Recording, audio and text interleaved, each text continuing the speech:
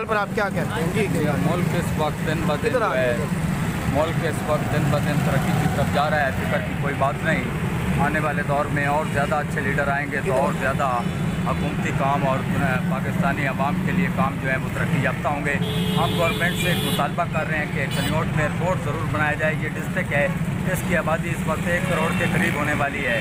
जब इसके देहात आबाद हो जाएंगे तो ये इसकी आबादी 1 करोड़ तक चली जाएगी। इस वक्त 50 लाख है।